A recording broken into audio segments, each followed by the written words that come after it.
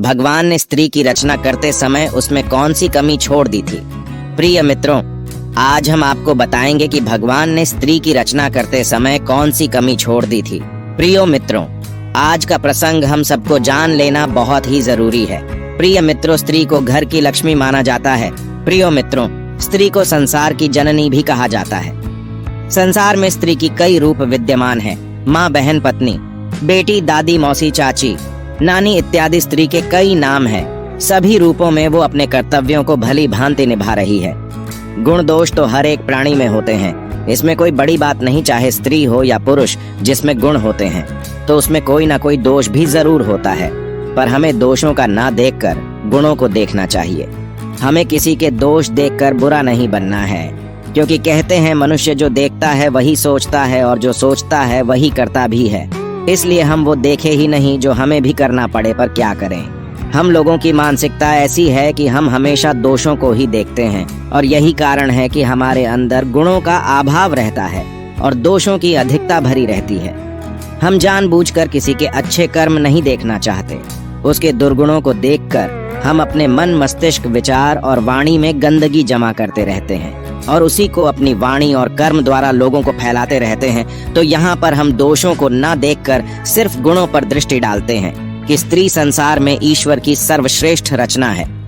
संसार में मनुष्य का प्रादुर्भाव स्त्री से ही हुआ है, इसीलिए वो संसार की जननी है। स्त्री के कारण ही संसार का संतुलन बना हुआ है।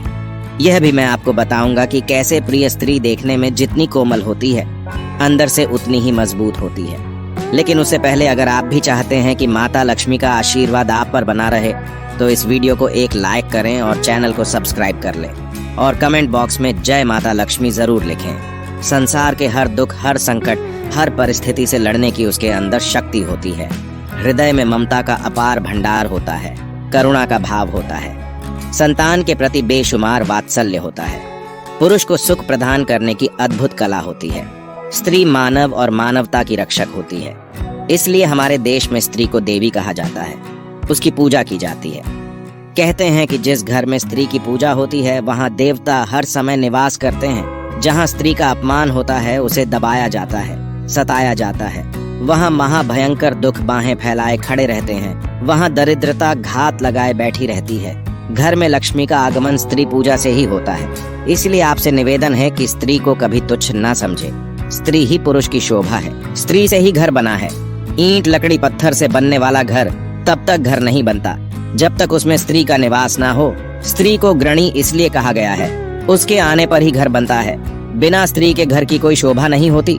भगवान ने स्त्री को बहुत ही सोच समझकर बनाया है। स्त्री बनाने में परमात्मा ने काफी समय लिया था ताकि उसमें किसी तरह की गुणों का अभाव न रह जाए। बताया जाता है कि जब भगवान ने सृष्टि की रचना की थी तो उन्हें इसकी रचना करने में मात्र एक क्षण का भी समय नहीं लगा था। पर जब भगवान ने स्त्री की रचना की तो इसमें उन्हें काफी समय लग गया था। स्त्री की रचना करते करते जब भगवान को कई दिन बीत गए, परंतु वह पूरी तरह बनकर तैयार नहीं हो पाई, तो यह देखकर भगवान का एक सेवक भगवान से यह बात पूछने के लिए विवश हो गया कि सारी सृष्टि का एक पल में निर्माण करने वाले भगवान एक रचना को रचने के लिए इतना समय क्यों लगा रहे हैं। दूत ने भगवान से पूछ ही लिया, हे परमेश्वर, हे सृष्टि के रचयिता, हे अनंत कोटि ब्रह्मांड के निर्माता, करोड़ों ब्रह्मांड की रचना करते समय आपको मात्र एक क्षण का भी समय नहीं लगा, परंतु अब यह ऐसी कौन सी रचना है जिसमें आपको इतना वक्त लग रहा है। तब अपने सेवक के प्रश्न का उत्तर देते हुए भगवान कहते हैं, हे पार्षद, यह मेरी सर्वश्रेष्ठ रचना है। इसे दुनिया में स्त्री नाम से संबोधित किया जाएगा। इसके अंदर मैं अपार गुणों को प्रतिष्ठित कर रहा हूँ ताकि हर काम के लिए मुझे पृथ्वी पर न जाना पड़े।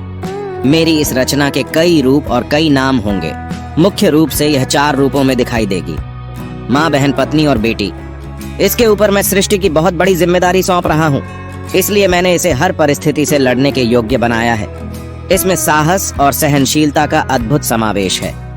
कठिन से कठिन परिस्थिति में यह अपने आप को संभाले रखेगी। हर तरह के मुश्किलों से लड़कर अनेकों प्रकार के दुखों को सहकर यह सबको खुश रखने का प्रयास करेगी। अपने परिवार, अपने बच्चों के प्रति समर्पित रहेगी।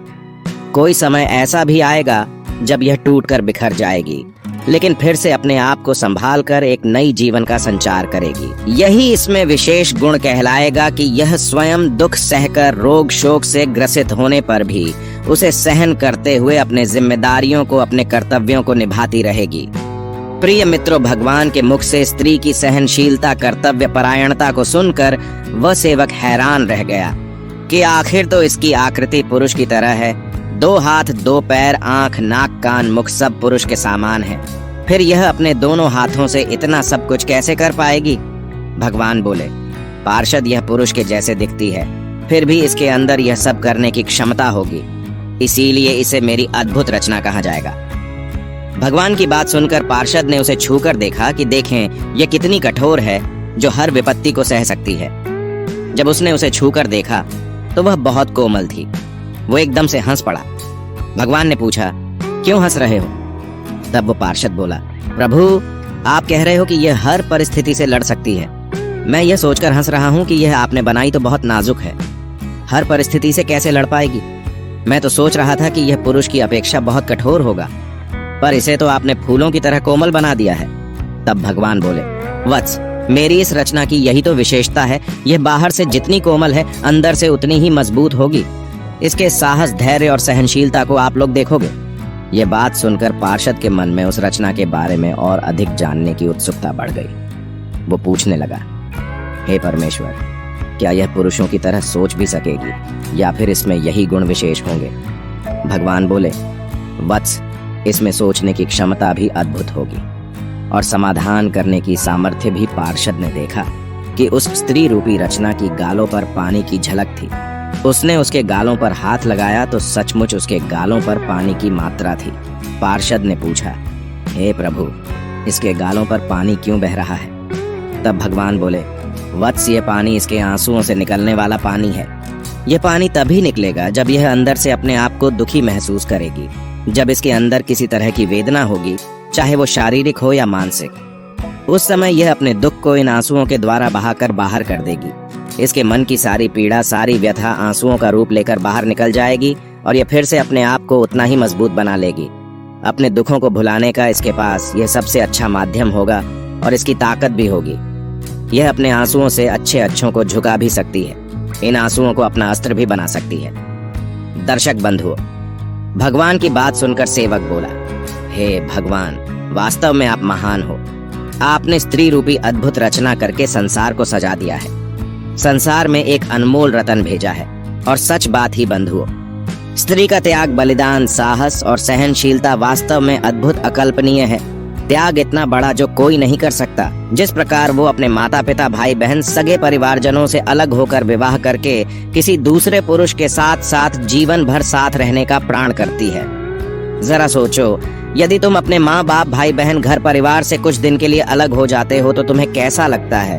वो तो अपने उन परिवारजनों से हमेशा हमेशा के लिए अलग होकर जीवन भर तुम्हारे साथ रहने आती है, जिनके साथ वो खेली कूदी बड़ी हुई, जिनके साथ अनेक प्रकार की भावनाएं जुड़ी हुई थी। उन सबको उसने कैसे छोड़ा होगा? और फिर किस तरह एक अनजान स्थान पर जाकर, जहां उसका कोई परिचित नहीं होता, वहां वह रहकर जीवन का तलाश करती है। एक नए सिरे से खुशियों को एकत्रित करती है, उनमें ढलने का प्रयास करती है, उनमें अपना सुख दुख बांटती है। स्वयं चाहे प्रसन्न रहे या न रहे, पर अपने उन परिवारजनों को प्रसन्न रखने का प्रयास करती है। कई बार परिवार के लोग अलग तरह की सोच वाले मिल जाते हैं। उस समय उसका जीवन बड़ा ही कष्ट भरा होता है। उनके साथ रहने का प्रयास करती है। कई बार उनके बुरे आचरण के कारण जीवन का भी बलिदान करना पड़ता है। धन्य है नारी शक्ति, तुझ में विधाता ने इतने दुख सहन करने की सामर्थ्य दी है। हर महीने मासिक धर्म की पीड़ा को सहन करना बच्चा जब उधर में आता है, तब अनेक प्रकार की पीड़ा को सहन करते हुए प्रसव काल की उस भयंकर पीड़ा से गुजरना पड़ता है, जो साक्षात मृत्यु का दूसरा रूप होती है। उसके बाद बच्चे का जन्म सकुशल हो जाए तो उसके लालन पालन में अनेक कष्टों को सहना पड़ता है और उसके लिए अपने सुखों का बलिदान करना पड़ता है। खुद दुख सह लेती है और बच्चे को दुख से बचाकर रखती है। यह त्याग और बलिदान बड़ा ही अद्भुत है। सच में नारी ईश्वर की सर्वश्रेष्ठ रचना है। दर्शक बंधुओं, उधर भगवान का उपासक बोला, हे प्रभु, आपने इतना समय लगाकर स्त्री की रचना की है, तब तो यह जरूर आपकी संपूर्ण रचना होगी। तब भगवान बोले, नहीं, अभी इसमें एक कमी है। ये सबके लिए सुख का कारण बनेगी, सबको खुश रखने का प्रयास करेगी, अपने परिवार की हिम्मत बनेगी, मगर खुद का महत्व भूल जाएगी। वो अपनी कीमत ही नहीं समझ पाएगी कि मैं दुनिया के लिए कितनी मूल्यवान हूँ। यह दिए की तरह अपना जीवन बिताएगी, जैसे दिए के नीचे अंधेरा रहता है और चारों दिशाओं को रोशन करता है। ऐसे ही स्त्री का जीवन है, जो अपने लिए तो कम दूसरों के सुखों के लिए अधिक जीती है, दूसरों के सुखों के लिए खुद कष्ट सह लेती है। दर्शक बंधुओं, स्त्री वास्तविकता में ईश्वर के द्वारा दिया गया संसार को एक अद्भुत उपहार है। वह हर गुणों में परिपूर्ण है, इसीलिए कभी भी एक स्त्री का अपमान नहीं करना चाहिए, कभी उसे कष्ट नहीं पहुंचाना चाहिए। स्त्री का सदा सम्मान करना चाहिए। चाहे प्रिय मित्रों, अगर आपको हमारे विचार अच्छे लगे हो तो कमेंट बॉक्स में जय माता लक्ष्मी जरूर लिखें।